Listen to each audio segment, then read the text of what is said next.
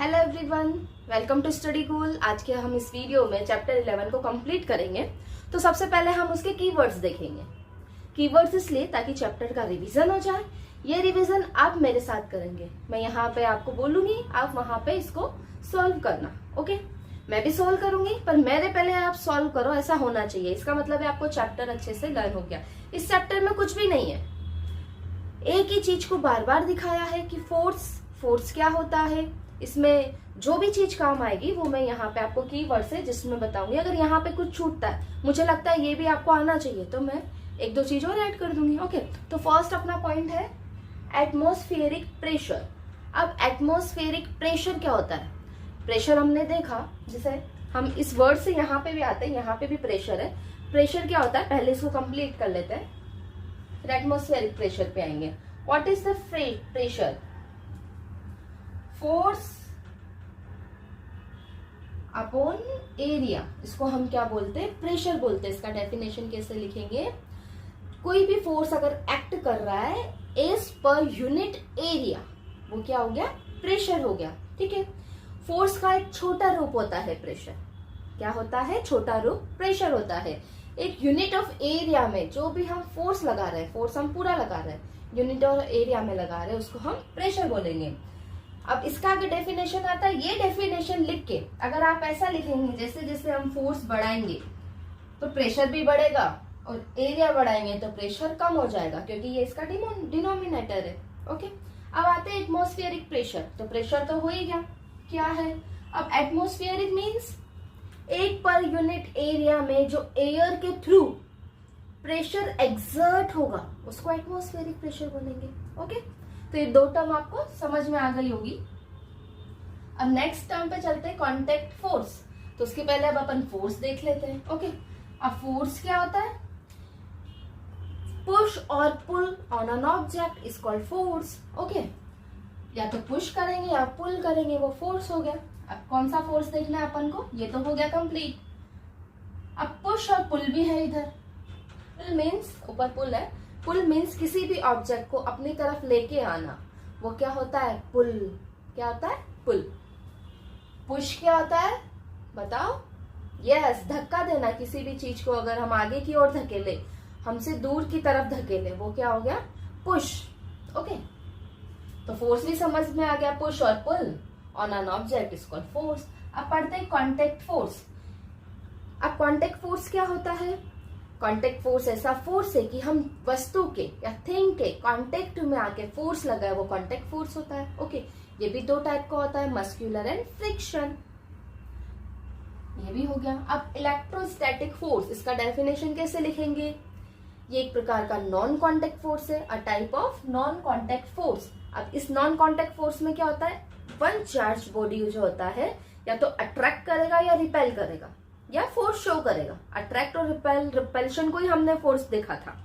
तो ये electrostatic force क्या हो गया? वन चार्ज्ड बॉडी जो फोर्स लगाती है अनदर थिंग पे, जो या तो चार्ज है या फिर अनचार्ज्ड है, तो उनके बीच में जो फोर्स उत्पन्न होता है विदाउट कांटेक्ट, तो वो क्या होता है? Electrostatic force. जैसा हमने एक पाइप को लेके उसको रगड़ के उसको चार्ज किया था और अनचार्ज पाइप के पास लेके गए थे, तो वो अट्रैक्ट हो गए थे।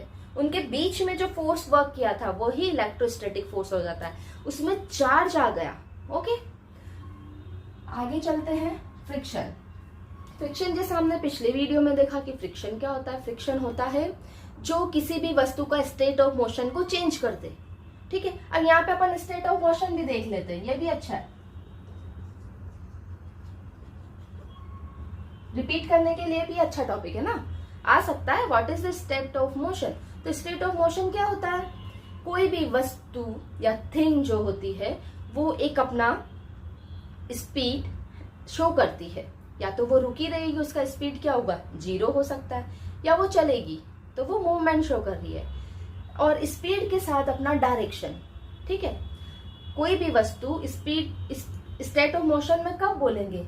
जब वो वस्तु का स्पीड और डायरेक्शन हम काउंट करें, तो वो स्टेट ऑफ मोशन में। कोई भी चीज है, बॉल है, अगर वो मेरे हाथ में है तो अभी स्टेट ऑफ मोशन में है, क्योंकि इसका स्पीड चाहे 0 हो, डायरेक्शन भी चेंज हो सकता है, पर वो स्टेट ऑफ मोशन में है। तो फ्रिक्शन क्या होता है, स्टेट ऑफ मोशन को चेंज करता है। क्या करता है, स्टेट ऑफ मोशन को चेंज करता है। कैसे चेंज करता है, ये फोर्स के अपोजिट डायरेक्शन में अपना काम करता है। ये भी एक टाइप का कॉन्टेक्ट फोर्स है, फ्रिक्शन। अब आता है अपन ग्रेविटेशनल फोर्स। हमने देखा, इसके पहले देखते हैं ग्रेविटी। यहीं पे क्या है, ग्रेविटी। जो अर्थ होता है वो अपनी तरफ कुछ चीज खींचता है अंदर की तरफ, तो वो क्या हो गया, ग्रेविटी। उसका क्या हुआ, वो ग्रेविटी हो गया। ओके, अर्थ एक फोर्स लगाता है जिससे चीजें उसकी तरफ आए, वो होता है ग्रेविटी। अब उससे रिलेटेड है ग्रेविटेशनल फोर्स। ये अर्थ भी करेगा और जितना भी यूनिवर्स में थिंग्स है वो सब करेगी। मैं भी कर रहा हूँ, ये पेन भी कर रहा है, एक अपना फोर्स लगा रहा है। ठीक है, वो क्या हो गया, ग्रेविटेशनल फोर्स हो गया। हर एक थिंग अपना एक फोर्स एक्सर्ट करती है, वही क्या होता है, ग्रेविटेशनल फोर्स होता है। एक दूसरे को अपनी तरफ खींचने में लगी रहती है। कोई रिपेल करता है, कोई अट्रैक्ट करता है, तो खींचता है या दूर करता है, वो भी एक टाइप का फोर्स है। तो ग्रेविटेशनल फोर्स भी क्या है, एक प्रकार का नॉन कॉन्टेक्ट फोर्स है। फ्रिक्शन कॉन्टेक्ट फोर्स है। Electrostatic force non contact force है। ओके, अब है मैग्नेटिक फोर्स। ये भी एक टाइप का नॉन कॉन्टेक्ट फोर्स है। ये नॉन कॉन्टेक्ट फोर्स यहाँ पे भी अपन ने नहीं देखा। जो विदाउट कॉन्टेक्ट अगर किसी वस्तु पे फोर्स लगता है या पुश या पुल होता है, वो क्या होता है, नॉन कॉन्टेक्ट फोर्स। अब मैग्नेटिक फोर्स नाम से ही मालूम कर रहा है कि मैग्नेट के थ्रू होगा। मैग्नेट के अगर सेम पोल आमने सामने आएंगे तो वो रिपेल करेंगे, दूर जाएंगे। एक ऐसा फोर्स उत्पन्न जो होगा उन दोनों मैग्नेट के बीच में, वो मैग्नेटिक फोर्स होता है।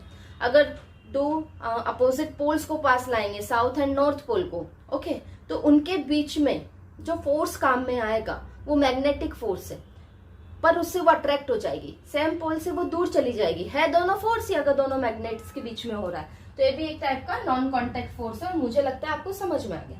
अब चलते हैं मस्कुलर फोर्स, जो मसल्स के थ्रू होता है। ये एक टाइप का कॉन्टेक्ट फोर्स है। तो आपको कीवर्ड्स क्लियर हो गए, तो हम अब आगे, मुझे लगता है आपको कीवर्ड्स क्लियर हो गए होंगे, चैप्टर रिवाइज हो गया। तो क्वेश्चन आंसर्स करते हैं नंबर 1 पर।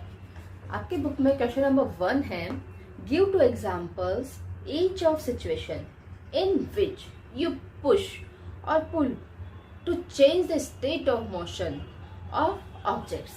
अब इसमें यह है कि आपको 2 एक ऐसे एग्जाम्पल देने हैं जिसमें आप या तो पुश करें या फिर पुल करें ऑब्जेक्ट का स्टेट ऑफ मोशन चेंज करने के लिए। ओके, हमें पता है हम अगर पुश करते हैं स्टेट ऑफ मोशन चेंज होता है। What is the state of motion, किसी भी वस्तु का डायरेक्शन और स्पीड ही उसका स्टेट ऑफ मोशन हम उसको बोलते हैं। ठीक है, तो हम किस किस में चेंज करते हैं, तो पुश का एग्जांपल दे दो, गेट को खोलने में, ओके, या बहुत सी जगह पे पुश करके गेट को पुल करके गेट को खोला जाता है, पुश करके गेट को बंद किया जाता है। ड्रॉर को खोलने में ये पुल है, जो अपनी तरफ खींचेंगे वो पुल हो गया। ओके, गाड़ी को आगे की तरफ धक्का देने में, ठीक है, गाड़ी को आगे की तरफ सरकाने में ये पुश होगा। ये एग्जाम्पल्स है। इसी तरह से हम इसमें 2 एग्जाम्पल पूछे, इसलिए आपको 2 देने, नहीं तो एग्जाम्पल तो बहुत सारे हैं। ओके, नेक्स्ट क्वेश्चन है, give 2 examples of situation in which applied force causes a change in the shape of an object. अब हमें क्या बताना है इसमें कि हम जो फोर्स अप्लाई कर रहे हैं उससे ऑब्जेक्ट का शेप जो हो रहा है वो चेंज हो रहा है। तो हमने ये देखा है, बाय फोर्स हम स्टेट ऑफ मोशन चेंज कर सकते हैं, बाय फोर्स हम उसका शेप चेंज कर सकते हैं। तो सबसे पहले मेक अ डो बनाने में शेप चेंज होता है। ओके, एक स्प्रिंग का हम खींचे तो वो लंबा हो जाएगा और उसको छोड़ दे तो वो सिकुड़ जाएगा। ओके, कंप्रेस हो जाएगा। तो ये क्या है, उसका शेप चेंज कर रहे हैं हम। अगर स्प्रिंग को खींच रहे हैं तो क्या कर रहे हैं, उसका शेप चेंज कर रहे हैं। आटा लगा रहे हैं तो क्या है, उसका हम शेप चेंज कर रहे हैं। तो ये किस में आ गया, शेप चेंज की ये एग्जांपल्स हो गए। ओके, अब थर्ड क्वेश्चन है, fill in the blanks in the following statement. इसका फर्स्ट है, to draw water from a well we have to dash at the rope. हम जब वाटर को खींचेंगे वेल से तो कौन सा, वी हैव टू, रोप को हमें क्या करना पड़ेगा, तो हमें उसको पुल करना पड़ेगा। जब हम पानी निकालेंगे वेल से, कुएं से, तो हमें रस्सी को, रॉप को क्या करना पड़ेगा, पुल करना पड़ेगा। तो फिर इन द ब्लैंक्स में क्या आएगा, pull. A charge body dash an uncharge body towards it. तो एक चार्ज बॉडी है और अनचार्ज बॉडी है। जहां पे ये चार्ज और अनचार्ज बॉडी आ गया तो बीच में कौन सा फोर्स लगा, इलेक्ट्रोस्टैटिक फोर्स। ओके, तो व्हेन चार्ज बॉडी, पर यहाँ पे आंसर इलेक्ट्रोस्टैटिक फोर्स नहीं है बच्चों। ओके, मैं सिर्फ आपको क्वेश्चन के थ्रू रिवीजन भी हो रहा है एंड अपन उसको सॉल्व भी करेंगे। तो चार्ज बॉडी क्या कर रही है, अनचार्ज बॉडी को टुवर्ड्स इट अट्रैक्ट करेगी या रिपेल करेगी, अट्रैक्ट्स। ओके, इसका आंसर है attracts. To move a loaded trolley, हमें एक we have to dash it, एक लोडेड ट्रॉली को मूव कराने के लिए हमें क्या करना होगा, डैश, पुश करना होगा। Okay, the north pole of a magnet dash the north pole of another magnet. अगर मैग्नेट की दोनों पोल सेम है, नॉर्थ एंड नॉर्थ, तो वो क्या करेंगे, रिपेल्स। इसका आंसर क्या आएगा, रिपेल्स। ठीक है, अब नेक्स्ट क्वेश्चन है, question number 4। An archer stretches her bow while taking aim at the target. तो वो क्या करता है, अपने बो को स्ट्रेच करता है। ठीक है, कौन कर रहा है, आर्चर कर रहा है। She then releases the arrow, उसके बाद वो एरो को छोड़ देता है, छूट गया। Which begins to move towards the target, जो क्या करता है, फिर वो अब जो एरो है वो अपने टारगेट की तरफ जाता है। Based on this information, fill up the gaps in the following statement using the following terms। तो इसमें टर्म्स दिया हुआ है, उसमें अपन को उन टर्म्स को भरना है कि फिल इन द ब्लैंक्स में इनमें से कौन सा टर्म आएगा। तो इसका ओवरऑल क्वेश्चन क्या है, इसने पैरा दिया है कि एक आर्चर है, वो एक बो को खींचकर स्ट्रेच करता है। ओके, स्ट्रेच हुआ, उसके बाद वो छोड़ देता है, तो जो बो होता है वो अपने एरो जो होता है वो अपने डायरेक्शन में जाता है, टारगेट की तरह डायरेक्शन में जाता है। तो ठीक है, तो इसका फर्स्ट ए है टू स्ट्रेच द बो, कि बो को जब स्ट्रेच किया, the Archer apply a force. तो आर्चर ने क्या किया, फोर्स अप्लाई किया, उसको खींचा ना अपनी तरफ। उसमें जो धागा होता है रबड़ का या रबड़ होता है उसको अपनी तरफ खींचा, जब हम धनुष बाण चलाते हैं। That causes a change in its. तो क्या हुआ, क्या चेंज हुआ उसमें, पहले वो ऐसे रहता है, धनुष बाण को ले, ठीक है, तो पहले इसका ये बोर रहता है, वो ऐसे ही रहता है। तो जब हम इसको स्ट्रेच करेंगे तो वो ऐसे हो जाता है। ठीक है, तभी तो एरो को हम चलाते हैं।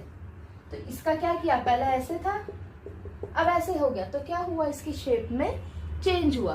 तो इसको हम क्या बोलेंगे, change in its shape. Okay, second b पे आते हैं। The force applied by the archer, जो फोर्स अप्लाई होगा आर्चर के through to the stretch the bow is an example of, कि वो इसको खींच रहा है, ये किस फोर्स का एग्जाम्पल है, मस्कुलर फोर्स। ऊपर जो हमें दिए हुए हैं इसमें कांटेक्ट फोर्स है, मस्कुलर फोर्स एक टाइप का, पर यहाँ पे कांटेक्ट की जगह क्या लिखेंगे हम, मस्कुलर फोर्स, क्योंकि इसने अपने हाथ से खींचा तो मसल्स उसमें काम में लिया। सी है, the type of force responsible for a change in the state of motion of an arrow is an example of that force.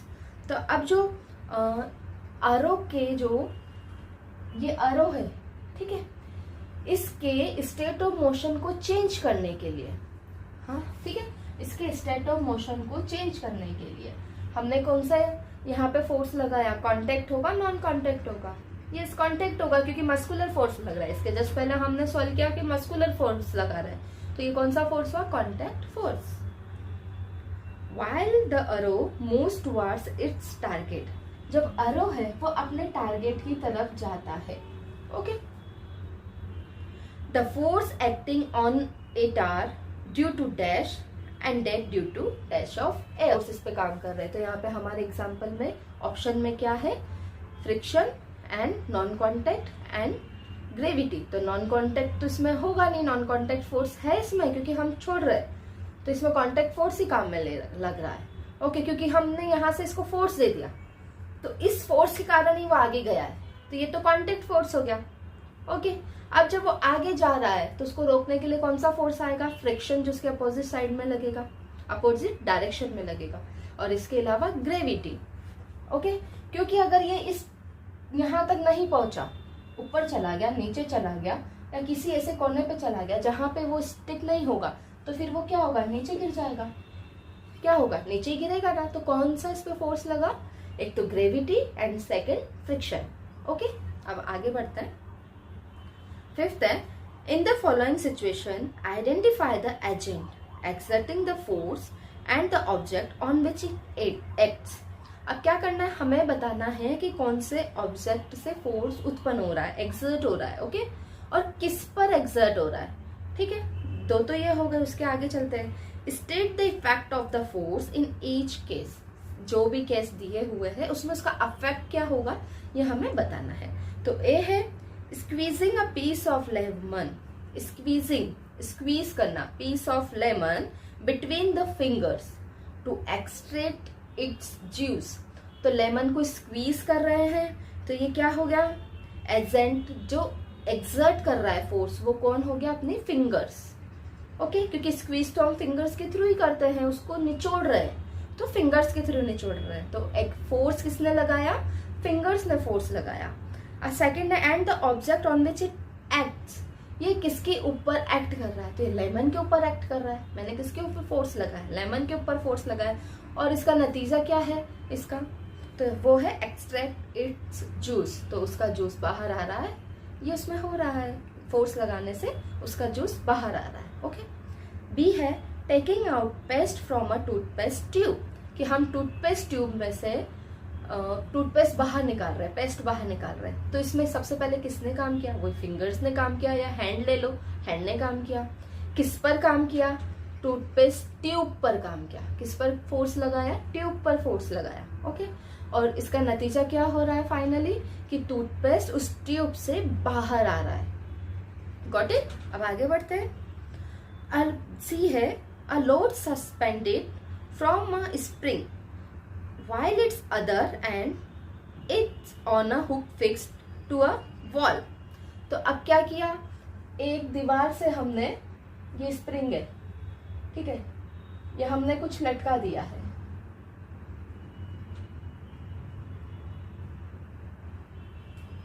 ये कील से लटका दिया है, ये स्प्रिंग है मान के चलो, क्योंकि खिंच गया है ना। कुछ भी लटकाएंगे, नहीं लटकाएंगे तो ये ऐसे रहेगा। अब कुछ लटका दिया है तो ये खिंच गया है, ठीक है। तो अ loaded suspend from a spring, तो इसमें जो फोर्स लगा रहा है वो कौन लगा रहा है, लोडेड सस्पेंड। जो हमने ये बॉक्स डाला है इसमें लोडेड सस्पेंड है अपना, ये फोर्स दे रहा है। किस पे फोर्स लगा रहा है, स्प्रिंग पर फोर्स लगा रहा है, ठीक है। और इसका नतीजा क्या हो रहा है, रिजल्ट क्या हो रहा है कि ये इलोंगेट हो रही है, लंबी हो रही है।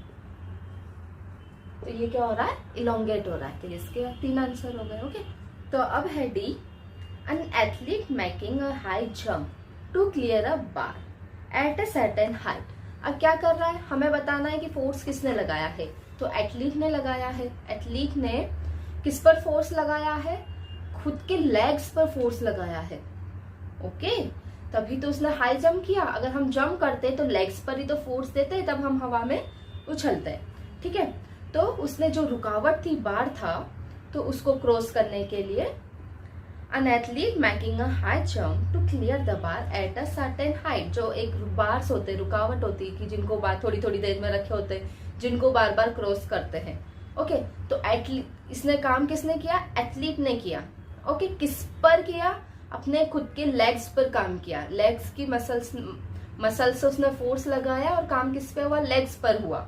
और उसका रिजल्ट क्या हुआ कि उसने बार को क्रॉस किया। ओके, उसने जंप मारा। अब next is 6th question. A blacksmith hammers a hot piece of iron while making a tool. How does the force due to hammering affect the piece of iron. अब blacksmith hammer है, ये tool के रूप में काम आता है, ठीक है। आयरन उसको गर्म करते हैं और फिर गर्म करने के बाद उसको कोई शेप दिया जाता है।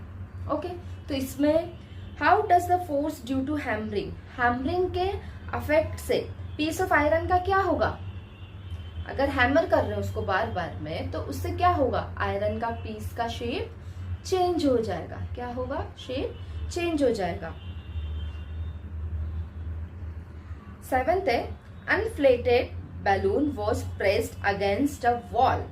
जो एक uninflated balloon was pressed against a wall. जो इन्फ्लेटेड बैलून है, फुला हुआ, उसको हम वॉल के अगेंस्ट में क्या कर रहे हैं, प्रेस कर रहे हैं। ठीक है। After it has been rubbed, फिर उसके बाद ये हम इसको रब कर रहे हैं with a piece of synthetic cloth. Okay, synthetic cloth से इसको रब कर रहे हैं। It was found that the balloon sticks to the wall. अब जब भी हम बलून को सिंथेटिक क्लॉथ से रब करके अगर हम दीवार पे करते हैं, दीवार पे चिपकाएंगे, तो वो थोड़ी देर के लिए उस पर चिपक जाएगा। तो ये एग्जाम्पल किसका हुआ, charge and charge electrostatic force का यहाँ लगेगा। ठीक है। हम कभी कभी करते हैं ना, बलून को सर पे ही घिस लेते हैं, यस, और फिर उसके बाद दीवार पे चिपकाते हैं, तो थोड़ी सी देर के लिए वो दीवार की तरफ अट्रैक्ट हो जाता है, उस पर हल्का सा स्टिक हो जाता है ना। What force might be responsible for the attraction between the balloon and the wall? Wall and balloon के बीच में कौन सा फोर्स हो रहा है, अभी जस्ट बताया, इलेक्ट्रोस्टैटिक फोर्स। ओके, ये एक टाइप का नॉन कॉन्टैक्ट फोर्स है। ओके। 8 है, question number 8, name the force is acting on the plastic bucket containing water held above ground level in your hand. कि एक प्लास्टिक का बकेट है, उसमें कुछ पानी है, वो हमने अपने हाथ से उसको उठा रखा है, ग्राउंड से थोड़े से लेवल के ऊपर हमने उसको उठा रखा है। Okay. Discuss why the forces acting on the bucket. हमें डिस्कस करना है कि फोर्सेस जो होते हैं वो बकेट पे कैसे, क्यों एक्ट करते हैं। Do not bring a change in, sorry, पूरा क्वेश्चन पढ़ते हैं। Discuss why the forces acting on the bucket do not bring a change in it's state of motion. अब यहाँ पे हमें ये डिस्कस करना है कि हमें पानी से भरी हुई बाल्टी को अपने हाथ में पकड़े हुआ है ना, जमीन से थोड़ा ऊपर, तो वो ऐसे, जैसे ऐसे पकड़ा है तो वो ऐसे ही है, वो हिलडुल नहीं रहा है। तो ऐसा क्यों है, इसमें मान लो हम जितना पानी उठा सकते हैं ना उतना ही लो, बहुत भारी बकेट नहीं लेना है। तो वो उसकी स्टेट ऑफ मोशन में चेंज क्यों नहीं हो रहा है। आप बोलोगे भाई हम नहीं कर रहे इसलिए नहीं हो रहा है। ओके, पर यहाँ फोर्स के थ्रू डिस्कस करना है अपन को। ठीक है। तो वो इसलिए चेंज नहीं हो रहा है, जैसे मैंने ये पानी से भरी हुई बकेट उठाया है ना, तो इसके ऊपर मैंने मस्कुलर फोर्स लगाया। ओके, कांटेक्ट में आके मैंने इसको मस्कुलर फोर्स दिया और इसको ऊपर उठा लिया ऊपर। इसको अभी भी फोर्स लग रहा है, ये मेरा हाथ में है तो फोर्स अभी भी लग रहा है, और उतना ही फोर्स नीचे अर्थ लगा रही है, जिसको हम ग्रेविटेशनल फोर्स बोलते हैं। अगर ग्रेविटेशनल फोर्स ज्यादा हुआ तो ये नीचे चला जाएगा, मस्कुलर फोर्स ज्यादा हुआ तो वो ऊपर आ जाएगा, और क्योंकि मैं इस डायरेक्शन में खींच रही हूँ तो उसी डायरेक्शन में ऊपर आ जाएगा। तो gravitational force and muscular force दोनों इक्वल लग रहे हैं, इसीलिए ही इसका स्टेट ऑफ मोशन चेंज नहीं हो रहा है। ओके, अब आगे बढ़ते हैं। 9 है, a rocket has been fired upward to launch a satellite in its orbit. Name the two forces acting on the rocket immediately after leaving the launching pad. जैसे ही वो लॉन्चिंग पैड से बाहर आता है, ठीक है, लॉन्चिंग पैड से वो निकलता है, तो उस पर कौन कौन सा प्रेशर काम कर रहा है। तो अभी वो जमीन पर ही है, क्योंकि इन्होंने जस्ट लाइन इसमें ऐड किया है, immediately after living a launching pad, तो वो अभी हमारे एटमॉस्फेयर में ही है। तो सबसे पहले तो उसका ग्रेविटी काम करेगा। कौन काम करेगा, ग्रेविटी काम करेगा। ठीक है, कौन सा फोर्स लगेगा उसके ऊपर, ग्रेविटी। और सेकंड फोर्स लगेगा फ्रिक्शन, क्योंकि एयर अपोजिट डायरेक्शन में हम किसी भी चीज को फेंके या सरकाएं तो एक जो फोर्स है फ्रिक्शन, ये तो हमेशा काम करता ही है कांटेक्ट फोर्स में। कौन से फोर्स में, कांटेक्ट फोर्स में। तो ये किससे कांटेक्ट कर रहा है, अभी एयर से कांटेक्ट में आ रहा है, तो फ्रिक्शन लगेगा जो अपोजिट डायरेक्शन में लगेगा। अब आप बोलोगे कि इसमें हम एनर्जी भी तो दे रहे हैं नीचे से आग का, तो वो हम इसीलिए दे रहे हैं ताकि वो ग्रेविटी को छोड़ के ऊपर जाए। तो सबसे पहला और बड़ा फोर्स कौन सा है उसका, ग्रेविटेशनल फोर्स, जो अर्थ का है, जो इसको ऊपर नहीं जाने देगा, रॉकेट को ऊपर नहीं जाने देगा। इसलिए हम उसमें इतना सारा ईंधन डालते हैं कि वो इतना सारा आग छोड़ के ऊपर जाता है, उसको इतना फोर्स देना पड़ता है। तो इस पे कौन कौन सा, अपन को सिर्फ 2 फोर्स का नाम बताना है। तो फर्स्ट हो गया ग्रेविटेशनल फोर्स, सेकंड हो गया फ्रिक्शन। अब नेक्स्ट आते हैं, when we place a bulb of a dropper with its nozzle capped in water. Air in the dropper is seen to escape in the form of a bubble. Once we release the pressure on the bulb, water gets filled in the dropper. The rise of water in the dropper is due to. अब क्या हुआ, हमने एक dropper लिया, उसको हमने पानी में डाला, ठीक है, फिर उसको पिचकाया तो क्या देखा है, बुलबुले निकलते। तो बुलबुले क्यों निकले, क्योंकि अभी तो वो खाली है, फिर भी बुलबुले निकले। तो खाली है तो किससे भरा हुआ है तो वो खाली, जस्ट पानी में डुबोया है, ठीक है। हमने एक ड्रॉपर लिया, ठीक है, तो उस ये एक बाउल में पानी लिया, हम उस ड्रॉपर को डुबो के उसके नोजल को दबाते हैं, उसके नॉब को दबाते हैं, तो बुलबुले अंदर गए, तो वो जो भी इसमें एयर भरा हुआ था वो पानी में चला गया। अब जैसे एयर पानी में गया और हमने नोब छोड़ा, वैसे ही पानी क्या हुआ, उसमें चढ़ गया जो हमने ड्रॉपर लिया है, ठीक है। अब इसमें 4 ऑप्शन है। प्रेशर ऑफ वाटर, वो ऊपर क्यों चढ़ा भाई, प्रेशर ऑफ वाटर से चढ़ा नहीं, वाटर का प्रेशर तो उस बाउल पे लगाएगा ना, उसको तो हमने सिर्फ डाला है। अगर हम बिना उसका नॉब दबाए, उसका जो बल्ब होता है उसको दबाए अंदर डालते हैं तो क्या पानी अंदर जाता, नहीं जाता, उसके ऊपर तक चढ़ता, नहीं चढ़ता, तो ये तो रॉन्ग हो गया। बी है, आंसर में है ग्रेविटी ऑफ द अर्थ, ये तो बिल्कुल ही नहीं है, इसमें अर्थ का ग्रेविटी से तो पानी ऊपर जा ही नहीं रहा, क्योंकि हम तो एक बाउल या बकेट में पानी ले रहे हैं, ओके। थर्ड है shape of rubber bulb, rubber bulb की शेप से कोई सा भी शेप हो, अगर हम उसको पिचकाएंगे तो भी वो ऊपर जाएगा पानी, है ना। शेप उसका कोई सा भी हो, गोल हो, चपटा हो, जैसे बच्चों के दवा पिलाने के ड्रॉपर आता है, वो तो गोल नहीं होता, वो तो लंबा होता है। बहुत सारी ड्रॉपर्स का जो रबर का नॉब होता है उसका शेप, है ना, तो इस वजह से भी नहीं। डी है एटमॉस्फेरिक प्रेशर, तो यही आंसर है, इसका आंसर क्या है, एटमॉस्फेरिक प्रेशर। अब कैसे है, क्योंकि उस नोजल को हमने जब लिया तो वो खाली था, तो इसका मतलब उसमें एयर है, क्योंकि जैसे ही हमने उसको पानी में डाला और उसका नॉब दबाया तो वाटर में बुलबुले उठे, तो ये क्या हो गया, एयर थी तभी तो बुलबुले उठे। उसके बाद छोड़ते ही वो खाली जगह हो गया और पानी अंदर चला गया, एयर बाहर आ गया और पानी अंदर चला गया, तो इसका आंसर क्या हुआ, एटमॉस्फेरिक प्रेशर। तो आज हमारा ये चैप्टर अच्छे से कंप्लीट हो गया है। आज की इस वीडियो में हमने कीवर्ड्स एंड क्वेश्चन आंसर्स किए। अगर फिर भी आपको कोई डाउट रहा हो तो प्लीज कमेंट सेक्शन में बता दीजिए, ताकि हम उस डाउट को सॉल्व कर लेंगे। और थोड़ा बहुत फुटबॉल, वॉलीबॉल, इन कुछ में अगर बाय मिस्टेक गलती हुई हो तो माफ भी कर दीजिएगा भाई कभी कभी हो जाता है। अब इसके बाद हम मिलेंगे नेक्स्ट चैप्टर में, नेक्स्ट वीडियो में, नेक्स्ट चैप्टर के साथ। तब तक के लिए बाय, सी यू सून।